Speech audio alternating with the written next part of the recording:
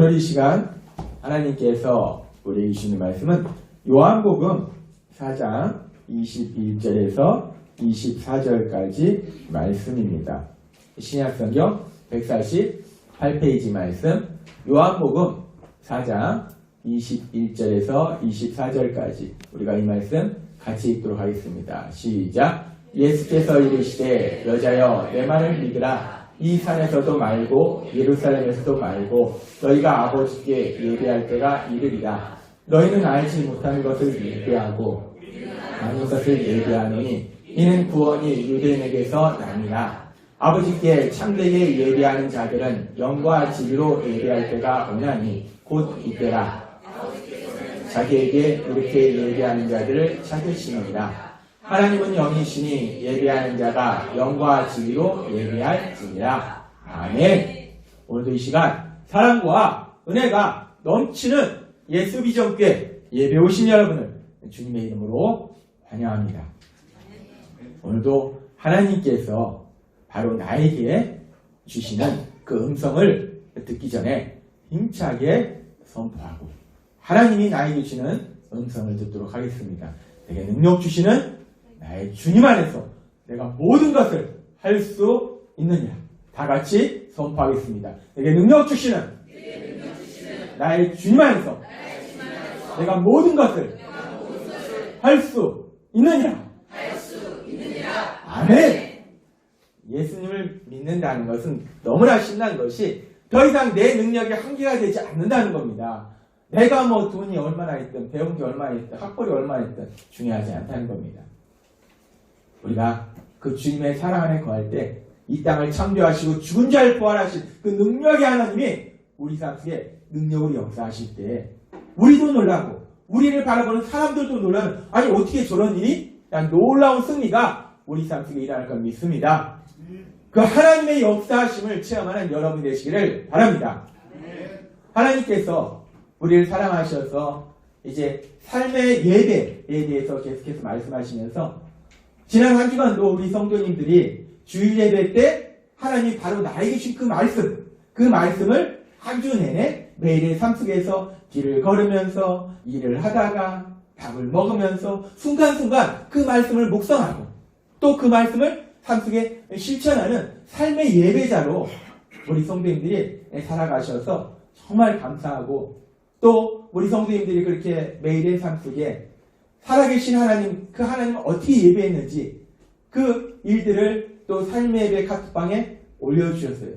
그래서 그 삶의 예배 카톡방에 우리 성도님들이 올려주신 그 간증들을 볼 때마다 정말 큰 은혜가 있습니다. 하나님께서 저에게 우리가 하나님의 말씀을 통해서 기도를 통해서 성도님들의 교제를 통해서 하나님 우리에게 은혜를 주시는데 또 다른 은혜의 통로를 또 저에게 하나를 더 주셨는데 그게 뭐냐면 삶의 예배 카톡방이에요. 이 삶의 예배 카톡방 이 우리 성도님들이 올리는 그 너무나 귀한 그 삶의 고백들이 큰 은혜로 임한다는 겁니다. 그런데 이것이 저에게만 주시는 은혜의 통로가 아니라 우리 성도님 모두에게 주시는 놀라운 은혜의 통로가 될 걸 믿습니다. 이 삶의 예배 카톡방, 이 카톡방을 통해서 한 주간의 내 삶을 돌아보면서 우리가 삶의 예배자로 나아갈 때에 그냥 지식으로 알고 있는 하나님이 아니고 내 삶에서 내 옆에서 역사하신 그 하나님을 체험하는 놀라운 복이 임하게 될 걸 믿습니다. 그 하나님께서 오늘 우리에게 말씀하시는 것은 우리가 처음에 삶의 예배에 대한 말씀을 하나님께서 주실 때 처음 살펴봤던 말씀이에요. 이 사마리아 여인과 그리고 예수님과의 대화 속에서 나온 말씀인데 그 예배에 대한 말씀 요한복음 4장 24절 말씀 우리가 이 말씀 요한복음 4장 24절 말씀 같이 읽도록 하겠습니다. 시작. 하나님은 영이시니 예배하는 자가 영과 진리로 예배할지니라. 아멘. 이 사마리아 여인과 대화하시면서 예수님께서 말씀하세요. 하나님은 영이시다. 예배하는 자는 영과 진리로 예배해야 된다라고 말씀하세요. 영과 진리로 예배한다. 이 부분이 사실은 영과 진리로 예배한다. 우리가 많이 듣습니다. 우리가 영과 진리로 예배한다. 오늘 하나님이 이 부분에 대해서 우리에게 말씀하시는데 결코 쉬운 말씀이 아닙니다. 영과 진리로 예배한다. 많이 듣는 말씀인데 예배는 영과 진리로 예배한다고 하는데 이 도대체 정확하게 구체적으로 어떤 말씀일까? 쉽지 않은 말씀이에요. 먼저 그러면 이 영과 진리로 예배한다는 것을 이 원어는 어떻게 표현하고 있는가를 살펴보면 이 원어에서는 영과 진리로라는 표현이 엔 푸니마티 카이 알레세이아 라는 표현을 씁니다. 엔은 헬라어에서 안이라는 뜻이에요. 뭐뭐 안에. 푸니마티는 영, 카이는 엔드, 과학, 그리고 알레세이아, 진리라는 뜻이에요. 영과 진리로 예배한다. 영과 진리 안에서 예배한다. 이 원어적으로 보면 이렇게 표현되고 있다는 겁니다. 그러면 영과 진리 안에서 예배한다. 영과 진리로 예배한다. 이것이 과연 무엇을 의미하는 거냐? 우리가 많이 듣는 말씀인데 무엇을 의미하냐? 이 부분을 하나님께서 오늘 우리에게 말씀하실 때 먼저 이 진리에 대해서 생각해 보겠습니다. 진리가 무엇인가? 예수님을 십자가에 못 박도록 판결한 그 빌라도하고 예수님과의 그 대화 속에서 예수님을 십자가에 못 박기 전에 이 진리에 대한 대화가 나옵니다. 요한복음 8장 18장 37절 38절 말씀 한번 읽도록 하겠습니다. 시작. 빌라도가 이르되 그러면 내가 왕이 아니냐? 예수께서 대답하시되 내 말과 같이 내가 왕이니라. 내가 이를 위하여 태어났으며 이를 위하여 세상에 왔나니 곧 진리에 대하여 증언하려 함이로라. 무릇 진리에 속한 자는 내 소리를 듣느니라 하신대 빌라도가 이르되 진리가 무엇이냐 하더라. 이 말을 하고 다시 유대인들에게 나아가서 이르되 나는 그에서 아무 죄도 찾지 못하였노라. 아멘. 다시 17절 말씀 띄워주도록 하겠습니다. 여기서 보면 예수님께서 말씀하시는데 내가 이를 위하여 태어났으며 이를 위하여 세상에 왔나니 곧 진리에 대하여 증언하려 함이로라 라고 말씀하세요. 이를 위하여 태어났고 이를 위하여 세상에 왔다는 것은 진리에 대하여 증언하기 위해서 태어나셨고 진리를 위해서 세상에 오셨다 그 말씀이에요. 그러니까 예수님은 그 진리에 대해서 증언하려고 오셨다라고 말씀하세요. 그러니까 이 빌라도가 묻는 거예요. 진리가 도대체 뭐냐? 라고 빌라도가 묻습니다. 진리라는 것이 무엇일까? 진리가 무엇일까? 이 세상은 이 진리에 대해서 여러 가지 방식으로 접근합니다. 철학을 통해서 진리에 대해서 최초에 이 세상이 무엇으로 구성되어 있는가? 아르케, 무엇으로 구성되어 있는가? 진리가 무엇이냐? 진리를 어떻게 하느냐? 철학을 통해서 진리에 대해서 접근합니다. 또 이제 시간이 지나서 요즘은 과학을 통해서도 그 진리에 대해서 접근합니다.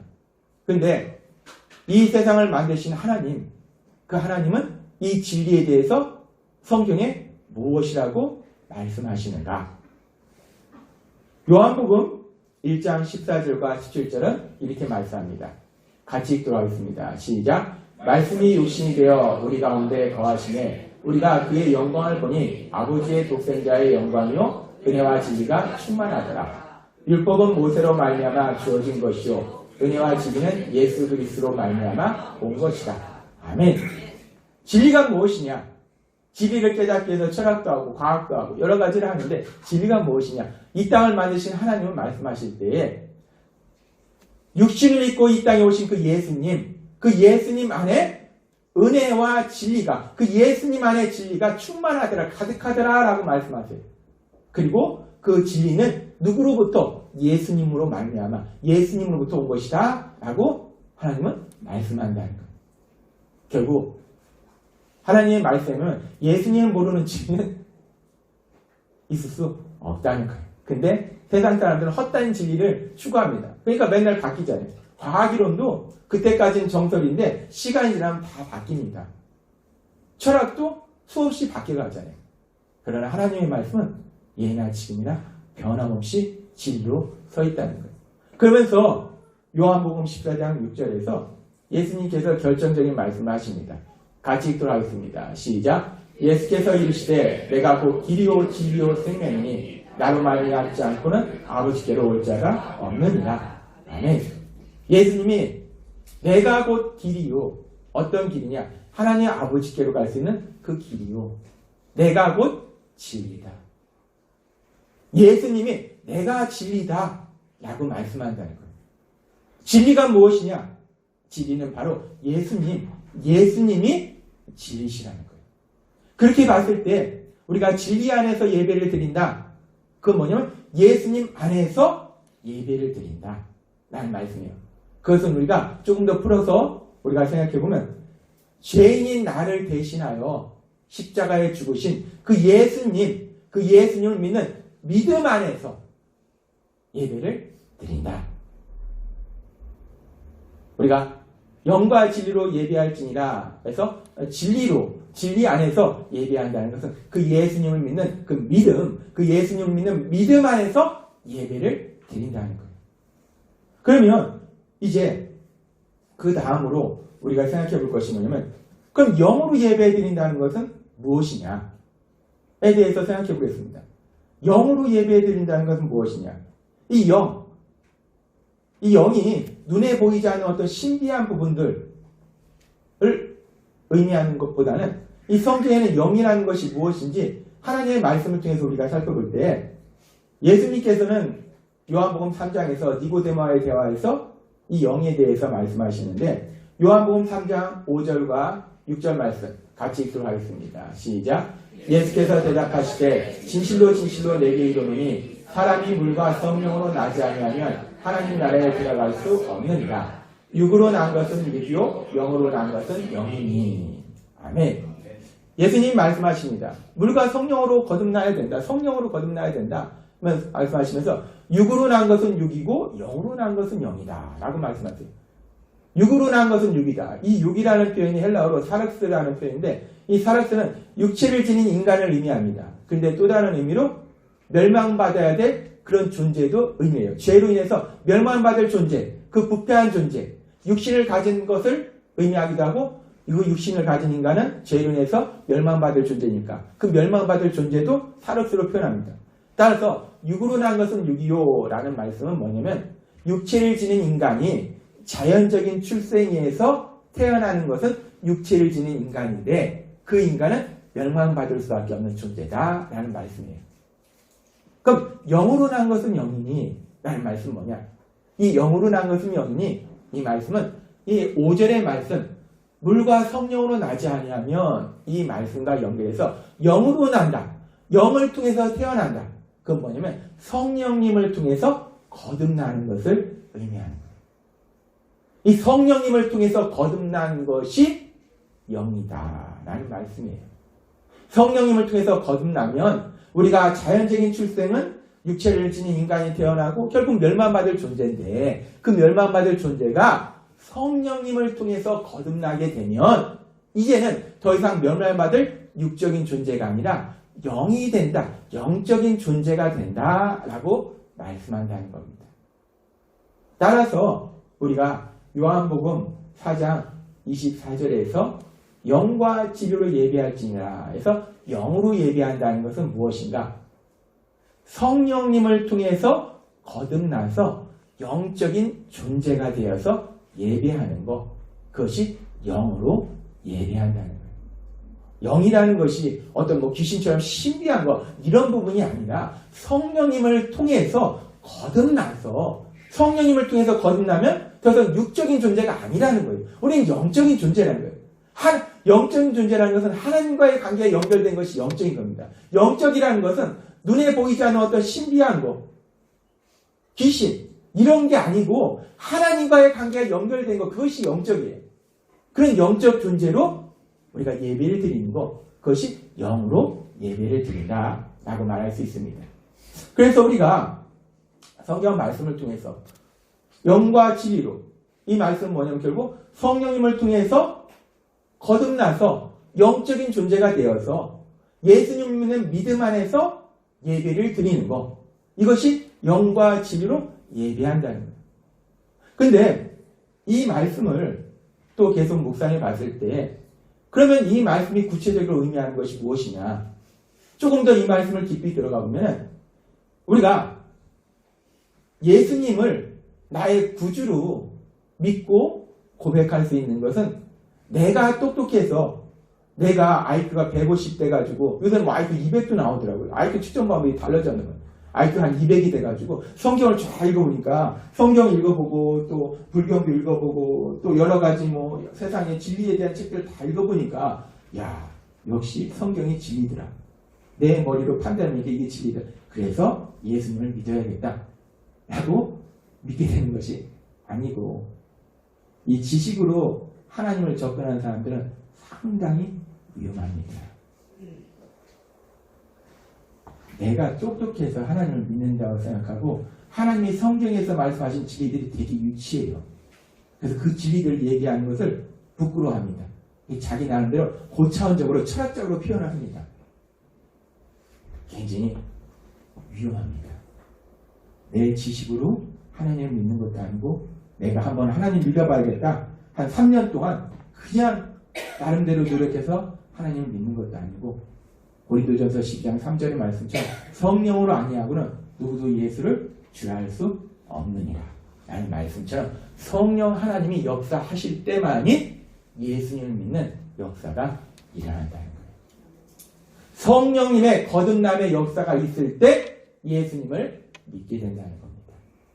그리고 우리가 예수님을 믿으면 우리에게 많은 놀라운 변화들이 일어나는데 그 변화 중에 놀라운 너무나 기쁜 소식이 있는데 제가 예수님 믿고 복음을 증거할 때마다 사람들한테 전했던 너무나 신나는 말씀인데 요한복음 1장 12절의 말씀이에요.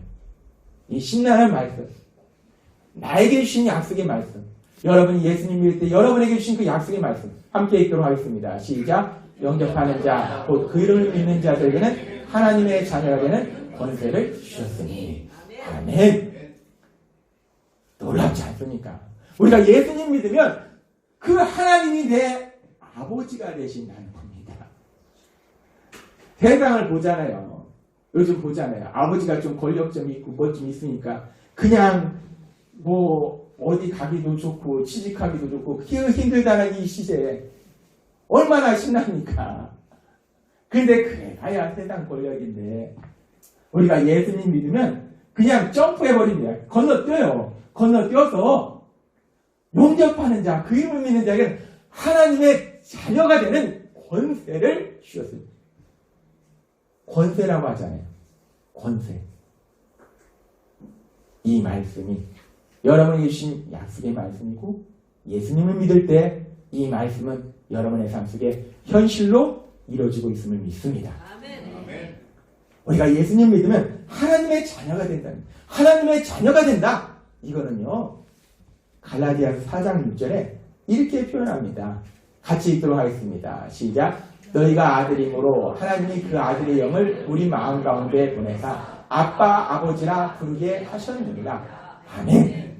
우리가 하나님을 아버지 근데 아버지나 아빠나 같은 표현이에요. 근데 이 아버지 하는 것보다 아빠 하는 게 더 친근감이 있습니다. 그러니까 어렸을 때는 아빠 하다가 크면은 어느 순간 아버지 하고 바뀌는데 이 엄마는 어렸을 때부터 엄마인데 커도 엄마. 왜 아빠는 아빠라고 계속 안 하고 아버지라고 하는지. 아무튼 아버지나 아빠나 같은 얘기예요. 근데 이 아버지하고 아빠는 이 느낌이 다르잖아요. 아빠는 엄청나게 친근한 거예요. 우리 뒤에 있는 이제 유빈이가 조금 이제 말하려고 하는데 말하기 시작하면은 아빠라고 부를 테고 우리 주일학교에 있는 유건이가 아빠라고 부르고 우리 예찬이 애들이가 아직은 아빠라고 부를 거예요. 지연이도 아빠라고 부를 것 같고 이 아빠라는 개념은 굉장히 친근한 개념이에요. 근데 하나님이 아버지, 아빠가 되신다는 겁니다. 우리가 이 영과 진리로 예배한다는 것을 다시 한번 정리해보면 성령님의 거듭나게 하시는 역사하심을 위해서 예수님을 믿는 믿음 안에서 예배를 드리는 거예요. 그런데 성령님의 거듭나게 하심을 위해서 예수님을 믿는 믿음 안에서 예배를 드린다는 것은 결국 하나님의 자녀가 되어서 하나님을 아버지로 부르면서 예배를 드린다는 것. 결론적으로 영과 진리로 예배한다. 제가 이 말씀을 묵상하면서 하나님께서 우리에게 이 말씀을 주시면서 이 말씀이 구체적으로 우리 삶 속에 무엇을 의미하는가 오늘 이 시간 우리에게 말씀해 주실 때 영과 진리로 예배한다는 것은 우리가 하나님을 예배하잖아요. 근데 그 하나님이 거룩하신 하나님이에요. 전능하신 하나님이에요. 이 세상의 창조주 하나님이세요. 이 세상을 주관하시는 하나님이에요. 근데 그 하나님을 나의 아버지로 예배하는 것. 나의 아버지로 만나는 것. 그것이 영과 진리로 예배한다. 라는 말씀이라고 우리가 다시 한번 생각해 볼 수 있다는 겁니다. 이 영과 진리로 예배한다는 것이 이 부번인가 상당히 어려운 말씀인데 이 말씀을 우리가 말씀을 통해서 하나하나 묵상하다 보니까 결국 결론이 뭐가 나오냐? 영과 진리로 예배한다. 그것은 하나님을 나의 아버지로 예배하는 것. 나의 아버지로 만나는 것. 그것이 바로 영과 진리로 예배한다. 라는 말씀이구나. 그래서 지금 영과 아버지께 예배할 자는 영과 진리로 예배할 때가 오니 있다가 오는다. 라는 말씀 앞에 예수님께서 예배에 대해 말씀하시면서 이 사마리아 여인에게 요한복음 4장 21절에 이렇게 말씀합니다. 같이 읽도록 하겠습니다. 시작. 예수께서 이르시되 여자여 내 말을 믿으라. 이 산에서도 말고 예루살렘에서도 말고 너희가 아버지께 예배할 때가 이르리라. 아멘. 너희가 아버지께 예배할 때가 이르리라. 너희가 거룩하신 하나님께 예배할 때가 이르리라. 너희가 전능하신 하나님께 예배할 때가 이르리라. 너희가 이 세상을 창조하신 창조주 하나님께 예배할 때가 이르리라. 이 세상을 다스리시는 그 하나님께 예배할 때가 이르리라. 라고 말씀하시지 아니하고 예수님께서 의도적으로 뭐라고 말씀하시냐면 너희가 아버지께 너희 아버지께 예배할 때가 이르리라 라고 말씀한다는 겁니다. 우리가 영과 진리로 예배한다는 이 말씀이 구체적으로 우리에게 어떻게 다가오는가? 이 말씀은 결국 우리가 하나님을 예배하는데 하나님을 만나는데 그 하나님을 나의 아버지로 믿고 아버지라 부르면서 만나고 예배하는 것, 그것이 영과 진리로 예배한다 라고 하나님이 오늘 이 시간 우리에게 말씀하신다는 거예요. 놀라운 약속의 말씀입니다. 그러면서 우리가 생각해 볼 수 있는 것은 그러면 우리가 그 하나님을 아버지라 부르면서 예배하는데 아버지라 부르면서 만나는데 그 하나님은 우리에게 어떤 아버지이신가? 사실 이 아버지라는 이 단어가 우리가 먼저 육신의 아버지에게 사용하다 보면 때로는 이 아버지들이 다양합니다. 그래서 어떤 분들은 어렸을 때의 그런 기억으로 인해서 아버지라는 얘기를 입에 올리기를 싫어하는 분들도 간혹가다가 있어요. 그래서 하나님을 아버지로 부르기를 싫어하는 분들도 있어요. 이 육신의 아버지는 이런저런 모습들이 있기 때문입니다. 술 먹고 때리고 온통 그런 체험만 있는 사람은 아버지를 부르기가 싫은 거예요. 육신의 아버지는 다양한 모습이 있습니다. 그에 반해서 또 육신의 아버지 중에 또 다른 모습들도 있어요.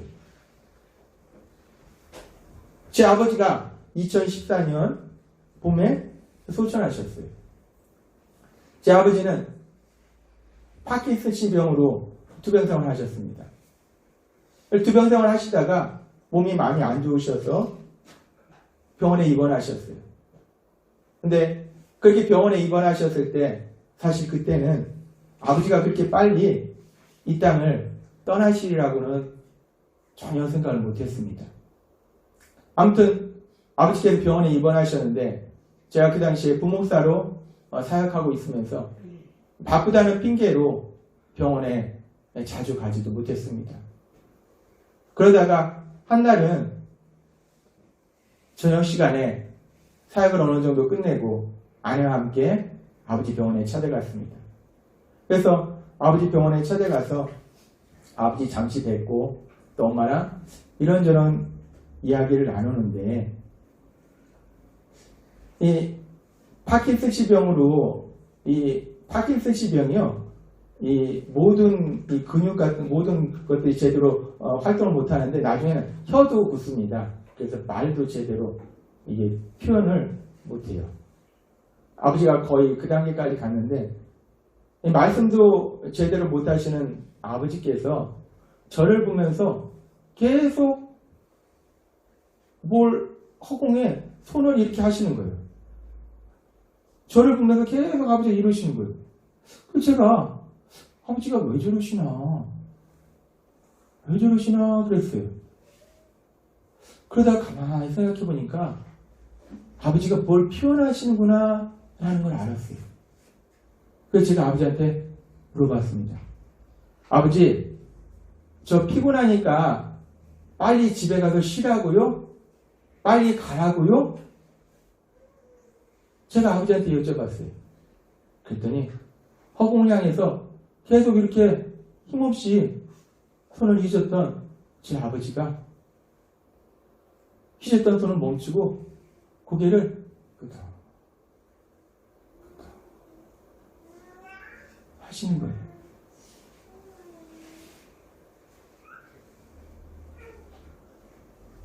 아버지는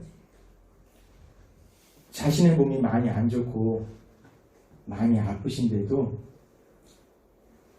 이 자식이 힘든 게 마음이 아프신 거예요. 그래서 말로는 표현하지 못하고 본인이 할 수 있는 방법으로 최선을 다해서, 야, 너 피곤하니까 빨리 가서 쉬어라. 내일도 새벽 일찍 일어나서 새벽에 인도해야 되는데 빨리 가서 쉬어라. 아버지는 그렇게 표현하고 계셨던 거예요. 그리고 그 일이 있은 지 며칠 뒤에 아버지는 이 땅을 떠나셔서 예수님 곁에 가셨어요. 아버지는 이 땅을 떠나기 바로 며칠 전에도 그저 자식을 생각한 거예요. 자식을 사랑한 거예요.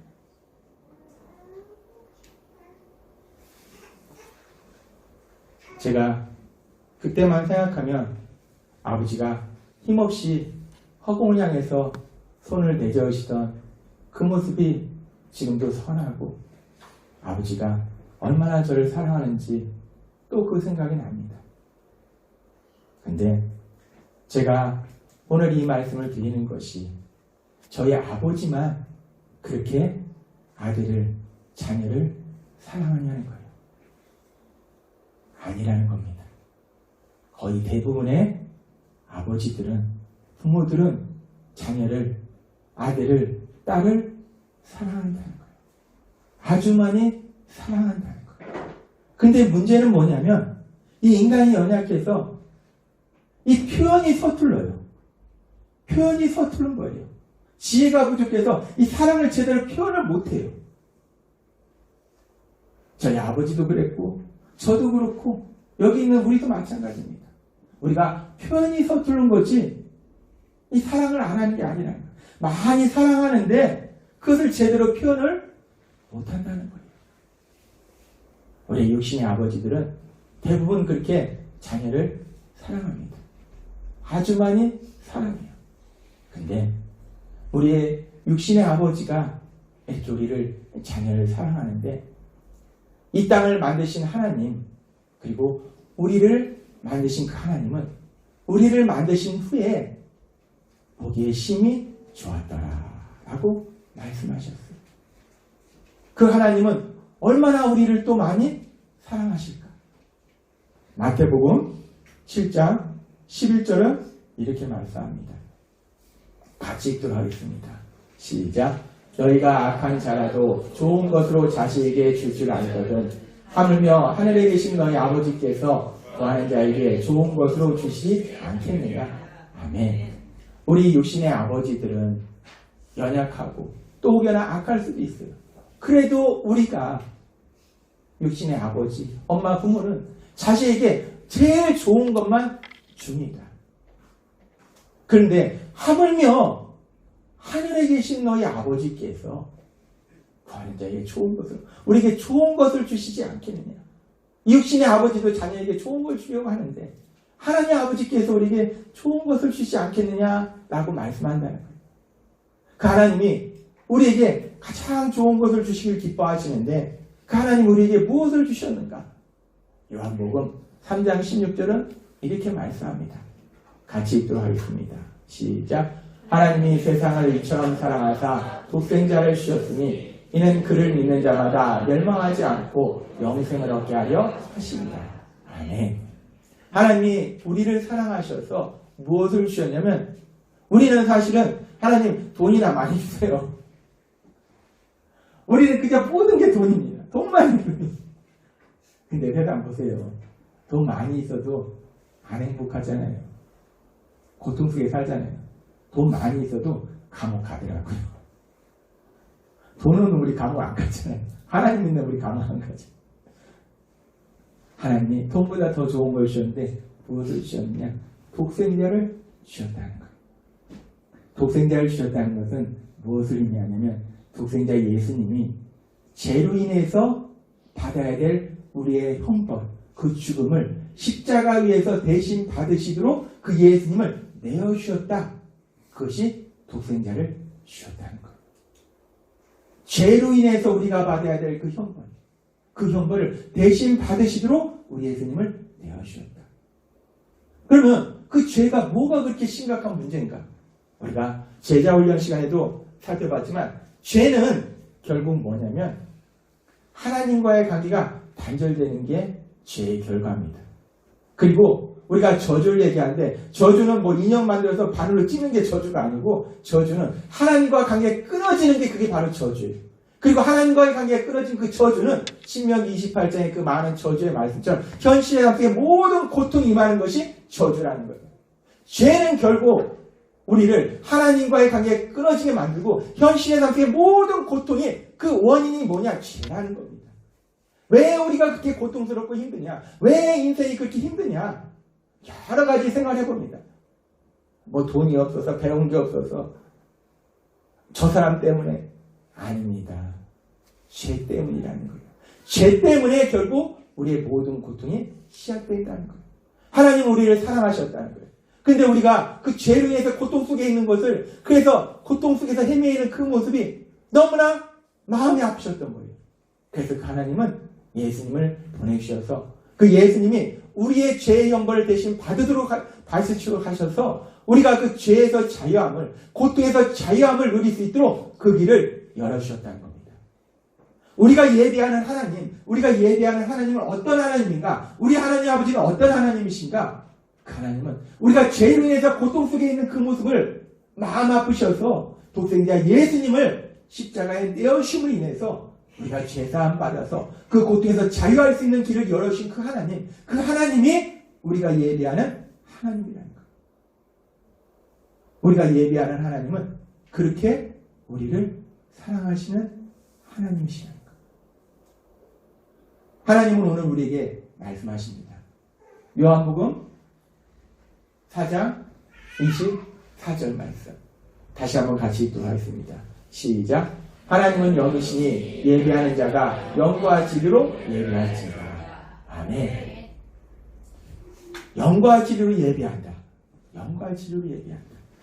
참 어려운 말씀 같은데 오늘 하나님은 이 말씀이 얼마나 놀라운 은혜의 말씀인지 우리에게 말씀해 주실 때 영과 진리로 예배한다는 것이 내가 뭐 성경 지식도 많고 뭐 엄청나게 막 신비한 능력도 있고 이런 상태에서 예배한다는 것이 아니고 영과 진리로 예배한다는 것은 결국 내가 하나님께 예배하는데 하나님을 만나는데 그 하나님을 나를 사랑하시는 나의 아버지로 하나님을 만나는데 나의 아버지로 만나는데 그냥 아버지도 아니고 나를 사랑하시는 나의 아버지로 만나는 거, 이것이 영과 진리로 예배한다라고 말씀한다는 거예요. 여기 계신 여러분들이 성령님의 도우심을 따라서 날마다의 삶 속에 영과 진리로 예배하는 이 놀라운 복을 누리시기를 바랍니다. 아멘.